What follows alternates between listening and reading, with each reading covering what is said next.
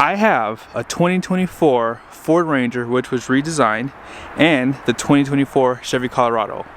I borrowed these trucks from Larry H. Miller Super Ford here in Salt Lake City and Jerry Seiner Chevrolet, which is also in Salt Lake City. This Chevy is available. Unfortunately, the Ford is sold. Let's go ahead and check out the window sticker so you guys can see pricing. The Ford is going to be the cheaper truck here because the Chevy does have a few options, but be sure to pause it for the standard equipment. It does come pretty well equipped. There are no options on this truck, and then destination is $1,595 with a total price of $40,690, and then here's the fuel economy numbers on the side. Now let me show you guys a few options for the Ford. To make the pricing apples to apples, I did add this high equipment group here just to show you guys the pricing. So for $945, this is everything that you're gonna get, and total price is gonna be $42,630. The only other thing I added was the tough bed. Now as far as the Chevy goes, here's the pricing. This truck is $41,195, but it does have a considerable amount of options. This is the base price, but the convenience package too, and then there's another convenience package here, safety package. And a lot of things on this truck do come as an option, like tilt and telescoping steering wheel, fog lights were an option, which these things were standard on the Ford, but you still get a lower MSRP even with everything that you have added here because they have a lower MSRP. So I would say the pricing is very, very, very close on these trucks. Now let's start off on the front ends of them.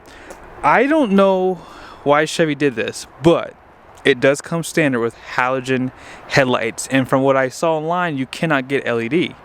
You do, however, have LED projector style fog lights, and the front end of this truck, it doesn't look dressed down, to be honest with you.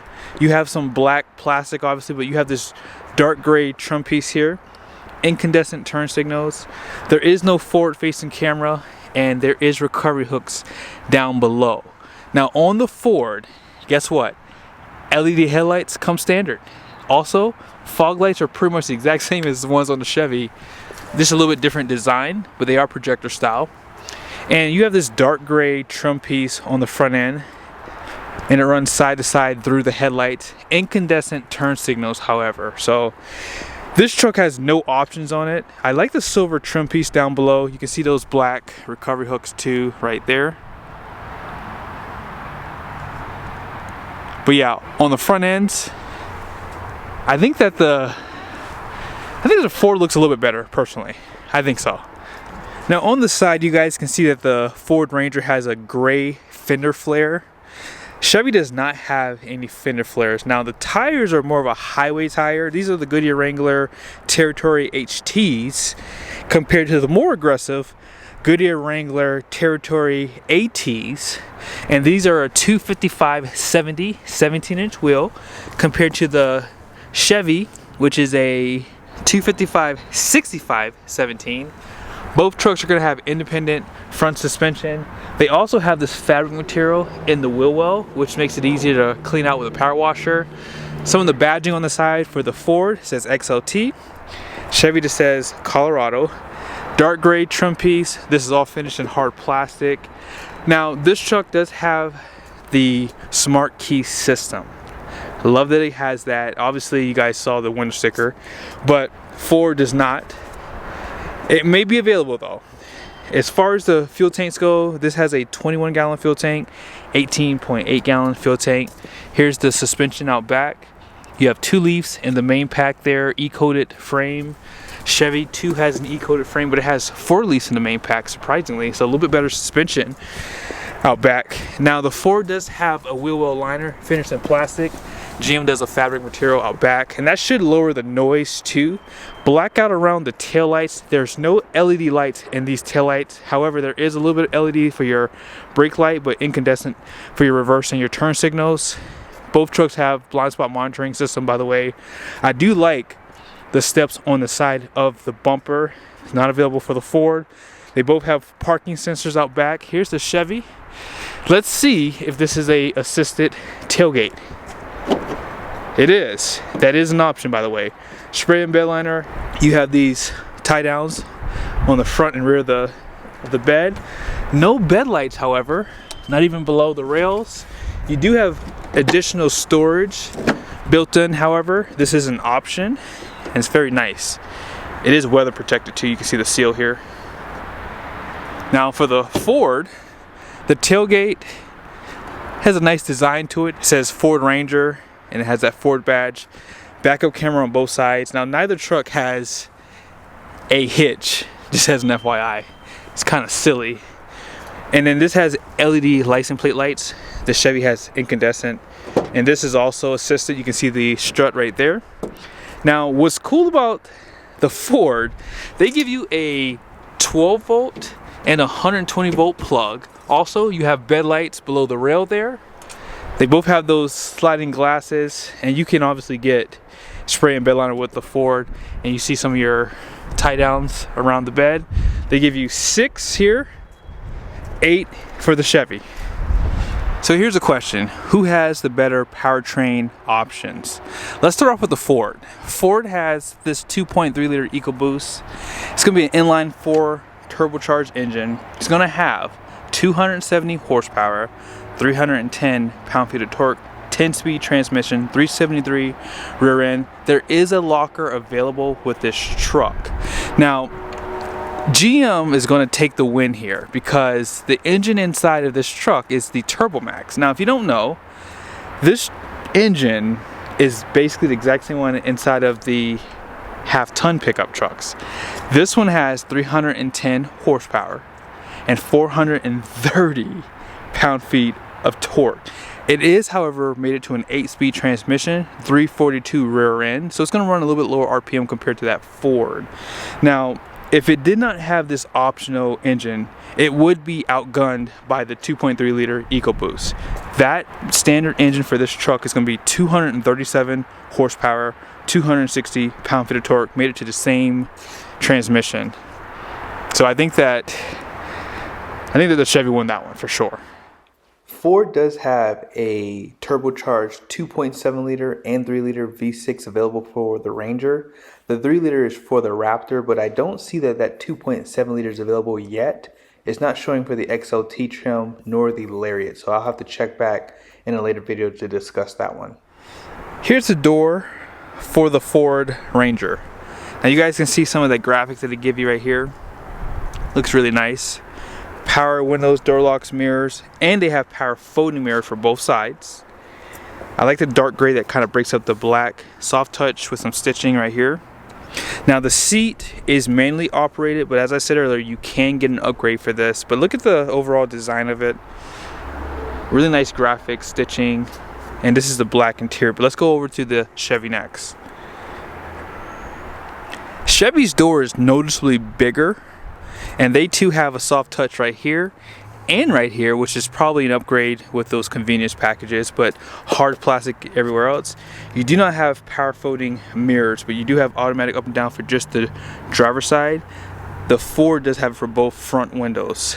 And power seat was an option, but yes, this pricing is still better overall once you add some of the features that you have on this one. Let's see, telescoping steering wheel. Yes, it does. Has a telescoping steering wheel. And check out the overall design. I think I like these seats just a little bit better. And getting in and out for both trucks is pretty easy. They don't give you a grab handle on the driver's side, but they do have one on the passenger side. And it's going to be the same thing for the Ford. But notice how there's no like controls for like the lighting, stuff like that. Let's hop back over to the Ford. Ford does have all your lighting controls right here. Now, on the Chevy, they do put it in the infotainment system. I agree with people.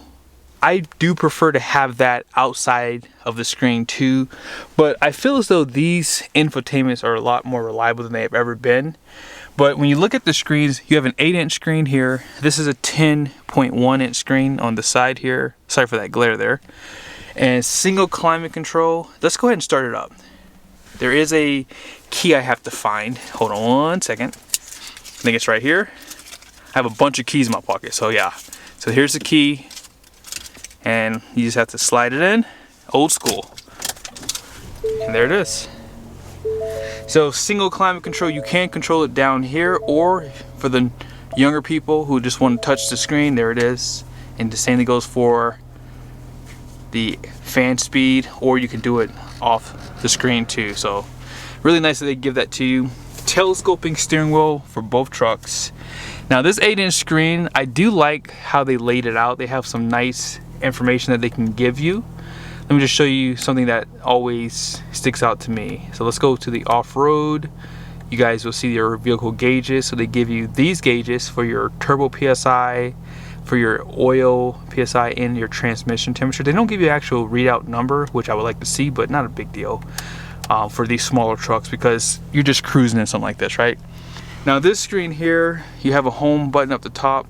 So it drops down. This menu here has Apple CarPlay, Android Auto.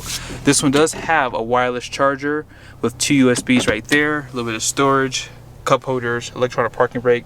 This truck does have multiple driving modes too. I think it has like 4. Yeah, that's 5 actually. 5 drive modes. And let's go ahead and jump over to the Chevy now. For the Chevy, you do have push button start standard, and then here's your key. They both have remote start, by the way. And here is the 11-inch screen, and then this is 11.3 basically. Let's go ahead and start this up too, by the way. Now as far as this one goes, if you hit this icon, it has a bunch of menus. So you have this one, shows you your trip information, also shows you this one. Then you have navigation for the full screen for your gauge cluster, which is nice. And you have this one. So there's a lot of nice gauges that they give you. The layout is really clean. On this side, let me show you guys something. I do like to see gauges. I just do. I think a lot of guys who do towing or even going off-road like to see gauges. So if you go over to your engine, you guys can see they show you your battery voltage, they show you your coolant temperature, and your transmission fluid temperature, oil pressure, and then your oil temperature. Trip information is on this side too that you have to reset it on. It's a little cumbersome, and as I said, for your lighting is up here. So that might be a little cumbersome too for some people. So it depends on who you are. This truck does have heated seats, by the way. The Ford did not. I feel as though I can't really grade the screens because that Ford has an available larger screen. So as these trucks make their way to the dealerships, I'll do a separate test, and I will, well, not separate, I'll redo the test and show you one with both the screens. But yeah, dual climate controls on this truck, and it just has more stuff. Has that wireless charger, 2 USBs down below there. And this truck does have 4 high, 4 low, and automatic. Trailer brakes right here. Doesn't have the drive modes. You may have to go up to a Trail Boss to get those features. And then here's your center console. And they do provide a 12-volt plug inside of here. And on this side, this is nicely laid out. You have a silver trim, a little bit of soft touch with some stitching there. Let's go ahead and check out the back. Both trucks do have a hump in the center, and I will say that they're both pretty tight. Now, one advantage on the Chevy is this truck does have a 60/40 bench. Now that might be an option for the Ford too, if you pick one of those packages. But a little bit of storage down below there, a little bit. I think Ford does have more storage. However, again, it all goes up as one seat. So yeah. Armrest in the center. They both have one seat back pocket in the rear. Now Ford does give you a 120-volt plug there, 2 USBs. And one thing I like about the Ford is it does have LED lighting for the interior. Chevys use incandescent bulbs. I feel as though the Ford might be a better buy because of the LED lighting for the exterior. I think most people would prefer that. You see that? Incandescent bulbs for the interior. Now let's go ahead and check out the payload, and I'll pretty much end the video. Before I show you guys the payload, in the Chevy it does give you a black roof. The Ford does give you a lighter color roof. Now that's a pro and con, right? It looks terrible in my opinion, but if you live in hot climates, it does help with the temperature for the interior. So let's start off with the Chevy here. Gross axle ratings front and rear, 3,500 pounds and 3,600 pounds in the rear. Gross fuel core rating is going to be 6,250 pounds. Max payload is 1,598 pounds for this truck. The Ford has a gross axle rating up front at 3,130 pounds. The rear is 3,573 pounds, so the Chevy does beat it there. Gross fuel core rating is going to be 6,170 pounds. However, this truck does have a higher payload, 1,698 pounds, 100 pounds more, right? Wow, that's nice. And in case you're wondering about the towing capacity, if you don't get the trailering packages, both trucks are about 3,500 pounds. But when you do get the trailering package, the max tow is 7,700 pounds for the Chevy. And for the Ford, it's going to be 7,500 pounds. But it all depends on what you're looking for. I think both trucks are a good buy, especially right now. I mean, there's inventory coming in, so dealers are actually discounting these trucks too. But what's the clear winner here? If they were both identical, I think I'd pick the Ford. I think that I like the LED headlights and the lighting on the interior too. But it is hard to disqualify that Chevy, guys, because the pricing is going to be better on the Chevy once you start adding apples to apples on the options. But a lot more things do come standard on the Ford too, so that's why I think the Ford's just a better buy. So I hope you guys liked the video. Be sure to give Jerry Seiner and Larry H. Miller Super 4 a look up here in the market. See you guys soon.